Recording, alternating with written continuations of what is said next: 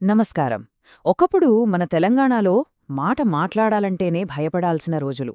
అలాంటి నిజాం పాలనలో కొందరు తమ కలనే కత్తిగా చేసుకున్నారు. కేవలం అక్షరాలతో ఒక పెద్ద సామ్రాజ్యాన్నే సవాల్ చేశారు. అసలు ఎలా సాధ్యమైందిదంతా? ఈ రోజు మనం తెలంగాణ పత్రికారంగం వెనుక ఉన్న ఆ సాహసోపేతమైన ప్రయాణం గురించి తెలుసుకుందాం. ఒక్కసారి ఆలోచించండి, ఎంత ఆశ్చర్యంగా అనిపిస్తోందో కదా! ఒకవైపు తుపాకులు, పెద్ద సైన్యాలు ఉన్న రాజు, మరోవైపు కేవలం సిరా, కాగితం. ఇవి రెండు ఎలా తలపడ్డాయి? అసలు ఆ కాగితం అంత శక్తివంతమైన రాజ్యాన్ని ఎలా సవాల్ చేయగలిగింది? ఈ ప్రశ్నకు సమాధానం వెతుక్కుంటూనే మన ఈరోజు విశ్లేషణ సాగుతుంది. సరే, ఇంక ఆలస్యం చేయకుండా లోపలికి వెళ్ళిపోదాం. ప్రతి పెద్ద మార్పుకి ఒక చిన్న ప్రారంభం ఉంటుంది కదా, ఒక చిన్న నిప్పురవ్వలాగా. తెలంగాణలో కూడా పత్రికారంగం ప్రస్థానం అచ్చం అలానే మొదలైంది. మరి ఆ తొలి అడుగులు ఎక్కడా, ఎలా పడ్డాయో ఇప్పుడు చూద్దాం. సరే, ఇక్కడ మనము కొన్ని ముఖ్యమైన సంవత్సరాలు, పేర్లు గుర్తుపెట్టుకోవాలి. మొట్టమొదటగా 1904 కామెరూన్ అనే ఆయన హైదరాబాద్ బులెటిన్ అనే ఇంగ్లీష్ పేపర్ స్టార్ట్ చేశారు. దీని స్పెషాలిటీ ఏంటంటే అది చాలా ధైర్యంగా నిజాంకు వ్యతిరేకంగా వార్తలు రాసేది. ఆ తర్వాత చూడండి, 1917లో ఆంధ్రమాత, 1921లో దేశీయ వాంగ్మయ వచ్చాయి. ఇక మరో ముఖ్యమైన పాయింట్, 1925లో వచ్చిన అహకాం సుబే వరంగల్. దీన్ని తెలంగాణ నుంచి వచ్చిన మొట్టమొదటి పక్షపత్రికగా భావిస్తారు. ఇలా మెల్లమెల్లగా మొదలైన ఈ ప్రయాణం రాబోయే పెద్ద మార్పులకు ఒక బలమైన పునాది వేసింది. అయితే పత్రికల పని కేవలం వార్తలు చెప్పడంతోనే ఆగిపోలేదు. అక్కడ్నుంచి ఇంకో అడుగు ముందుకేశాయి. సమాజాన్ని మార్చాలి, కొత్త ఆలోచనలు తీసుకురావాలి అనే లక్ష్యం మొదలైంది. ఆ తర్వాతి దశలో పత్రికలు పెద్ద పెద్ద సామాజిక, సాహిత్య ఉద్యమాలకు ఒక గుంతుకగా, ఒక వేదికగా మారాయనమాట. అలాంటి వాటిలో ఒకటి సుజాత పత్రిక. 1927లో వచ్చింది. ఇది ఉత్తపత్రిక కాదు, ఒక రకంగా చెప్పాలంటే అదొక సాహిత్య ఉద్యమం.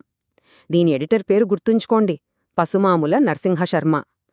ఇక్కడో చిన్న ఆసక్తికరమైన విషయం, ఈ పత్రికకు సుజాత అని పేరు పెట్టింది మన ప్రముఖ కవి రాయప్రోలు సుబ్బారావు గారు.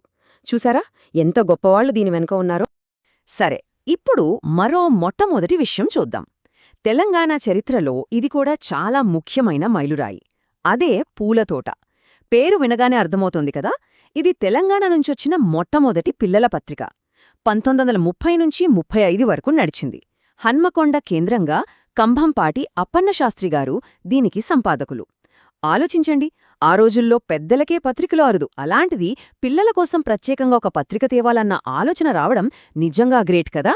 పత్రికలు కేవలం సాహిత్యానికో, రాజకీయాలకో పరిమితం అవ్వలేదు, సమాజంలో అట్టడుగున ఉన్నవారి గొంతుకగా కూడా మారాయి. దీనికి అత్యుత్తమ ఉదాహరణ 1931లో వచ్చిన భాగ్యనగర్ పత్రిక.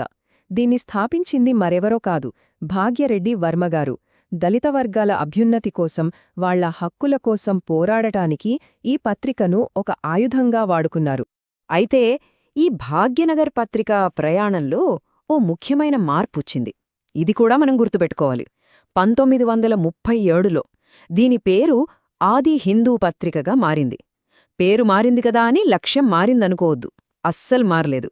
ఆది హిందూ ఉద్యమాన్ని ఇంకా బలంగా ముందుకు తీసుకెళ్లడమే దాని ఏకైక ధ్యేయంగా మిగిలిపోయింది. ఇక చూడండి, తెలంగాణ పత్రికా చరిత్రలోనే ఒక సరికొత్త అధ్యాయం మొదలైంది. ఒక విప్లవాత్మకమైన మార్పు. తొలిసారిగా ఒక మహిళా సంపాదకురాలు ముందుకొచ్చారు. ఆమె రాచమల్ల సత్యవతీదేవి. 1939లో ఆమె నడిపిన తెలుగుతల్లి మాసపత్రిక నిజంగా ఒక కొత్త శకానికి నాంది పలికింది. ఇప్పటివరకు మనం సామాజిక, సాహిత్య రంగాల్లో పత్రికల పాత్ర చూశాం కదా, ఇక కథ మరో పెద్ద మలుపు తీసుకుంది. ఇప్పుడు పత్రికలు నేరుగా రాజకీయ రంగంలోకి దూకాయి. అధికారాన్ని సూటిగా ప్రశ్నించడం మొదలుపెట్టాయి. హక్కుల కోసం, ప్రభుత్వం జవాబుదారీగా ఉండటం కోసం తమ గళాన్ని గట్టిగా వినిపించాయి. ఆ సమయంలోని రాజకీయ వాతావరణం ఎంత వేడిగా ఉండేదో ఈ 3 ఉర్దూ పత్రికల్ని చూస్తే చాలో మనకు స్పష్టంగా అర్థమైపోతుంది. చూడండి, ఒకవైపు మందముల నరసింహరావు గారి రయ్యత్ పత్రిక. ఇది నిజాంకు వ్యతిరేకంగా, పౌరహక్కుల కోసం బలంగా పోరాడింది. దీనికి పూర్తి వ్యతిరేకంగా రహబరే దక్కన్ ఏమో ఎంఐఎంకు మద్దతుగా నిలిచింది. ఈ రెండింటి మధ్యలో ఖాజీ అబ్దుల్ గఫార్ గారి పయాం పత్రిక స్వాతంత్ర్య పోరాటానికి సపోర్టిచ్చింది. అంటే అక్షరాలతోనే ఒకరిపై ఒకరు యుద్ధం చేసుకున్నారన్నమాట. పత్రికారంగం ఒక భావజాల యుద్ధక్షేత్రంగా మారిపోయింది. సరే, ప్రభుత్వం తనకనుకూలంగా వార్తలు రాయించుకోవడానికి డెక్కన్ న్యూస్ అనే ఏజెన్సీని నడిపేది. కాని దాన్ని కూడా కొందరు ధైర్యంగా ఎదుర్కొన్నారు. డెక్కన్ న్యూస్ అబద్ధాలకు కౌంటర్గా ముస్తఫా ఖాదిరీ వతన్ న్యూస్ అని, గణపతిరావు అఖేలికర్ మోడరన్ న్యూస్ అని సొంత ఏజెన్సీలు పెట్టారు. వీటి ద్వారా ప్రభుత్వ అనుకూల వార్తల బండారాన్ని బయటపెట్టి అసలు నిజాలేంటో ప్రజలకు చెప్పడానికి ప్రయత్నించారు.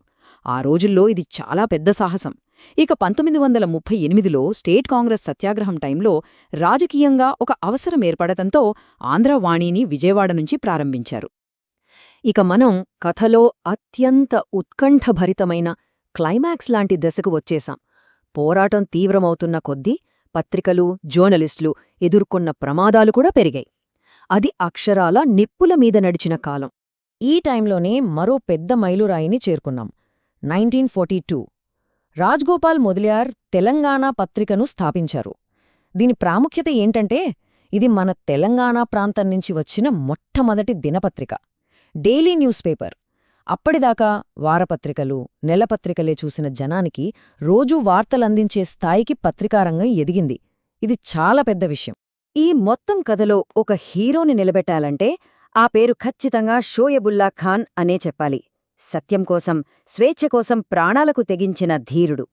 ఆయన 1947లో ఇమ్రోజ్ అనే ఉర్దూ వారపత్రికను మొదలుపెట్టారు.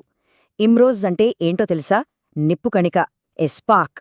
పేరుకు తగ్గట్టే ఆయన తన పత్రిక ద్వారా నిజాం పాలనపైన, రజాకార్ల అరాచకాలపైన అక్షరాల నిప్పులు చెరిగారు. ఆయన వాదనలో ఎలాంటి దాపరికం లేదు, ఏమాత్రం భయం లేదు. చాలా స్పష్టంగా, సూటిగా ఒక్కటే చెప్పారు: హైదరాబాద్ సంస్థానం భారత యూనియన్లో విలీనం కావాల్సిందే. తన సంపాదకీయాల్లో ఆయన గర్జన అదే. రజాకార్లు చేస్తున్న దురాగతాలను ఏమాత్రం జంకకుండా నిర్భయంగా ప్రపంచానికి చాటి చెప్పారు. అయితే సత్యం మాట్లాడినందుకు, నిజం రాసినందుకు ఆయన చాలా పెద్ద మూల్యం చెల్లించుకోవాల్సి వచ్చింది. 1947లో పత్రిక మొదలుపెడితే సరిగ్గా ఏడాది తిరిగేలోపే ఆగస్టు 20, 1948న రజాకార్లు ఆయన్ని అత్యంత దారుణంగా హత్య చేశారు. పత్రికా స్వేచ్ఛ కోసం, మన కోసం తన ప్రాణాలనే అర్పించిన అమరజీవి షోయబుల్లా ఖాన్. సరే, ఇప్పుడు మనం చాలా విచిత్రమైన, చెప్పాలంటే ఒక సంక్లిష్టమైన పత్రిక గురించి మాట్లాడుకుందాం. ఇది ఆ కాలంలోని రాజకీయ వైరుధ్యాలకు అచ్చమైన అద్దం పడుతుంది. ఆ పత్రిక పేరే మీజాన్. ఇంతకీ మీజాన్ ప్రత్యేకత ఏంటంటే, ఇది తెలంగాణలోనే ఏకైక త్రిభాష పత్రిక. అవును, 3 భాషల్లో వచ్చేది: ఉర్దూ, ఇంగ్లీష్, తెలుగు. 1944లో గులాం మహ్మద్ దీని స్థాపించారు. కాని అసలు షాకింగ్ విషయం ఇది కాదు, అది ఇంకోటుంది. అదేంటంటే, ఈ పత్రికకు 3 భాషల్లో 3 వేర్వేరు ముఖాలుండేవి. వినడానికి ఆశ్చర్యంగా ఉంది కదా? చూడండి, దీని ఉర్దూ ఎడిషనేమో రజాకార్లకు ఫుల్ సపోర్ట్, ఇంగ్లీష్ ఎడిషనేమో నిజాంకు పూర్తి విధేయంగా ఉండేది. ఇక తెలుగు ఎడిషన్ పూర్తి రివర్స్, కమ్యూనిస్టులకు, ఇతర అభ్యుదయవాదులకు మద్దతిచ్చేది. ఒకే ఓనర్, ఒకే పత్రిక, కాని 3 పరస్పర విరుద్ధమైన సిద్ధాంతాలు. ఇది నిజంగా నమ్మశక్యంగా లేదు కదూ? రాజకీయంగా ఇన్ని గందరగోళాలు ఉన్నా సరే, మీజాన్ తెలుగు సాహిత్యానికి చేసిన సేవ మాత్రం అమోఘం. దాన్ని మనం మర్చిపోలేం. ముఖ్యంగా తెలుగు ఎడిషన్కు ఎడిటర్గా ఎవరున్నారో తెలుసా? ప్రఖ్యాత రచయిత అడవి బాపిరాజుగారు. ఆయన ఉండటంతో అదొక గొప్ప సాహిత్య పత్రికగా కూడా పేరు తెచ్చుకుందే. అప్పట్లోనే హిమబిందు, గోణ గన్నారెడ్డి లాంటి అద్భుతమైన నవలల్ను సీరియల్స్గా ప్రచురించింది. ఒక రకంగా చెప్పాలంటే, మన తెలుగులో డైలీ పేపర్లో నవలా సీరియల్ సంప్రదాయానికి ఇదే నాంది పలికింది. ఇప్పుడు మనకి ఇన్ఫర్మేషన్ అంతా క్షణాల్లో ఫోన్లో వచ్చేస్తోంది. కాని ఒకప్పుడు తాము నమ్మిన నిజం కోసం, రాసిన ఒక్క అక్షరం కోసం ప్రాణాలను కూడా పణంగా పెట్టిన ఆ జర్నలిస్టుల గురించి ఆలోచిస్తే ఏమనిపిస్తోంది?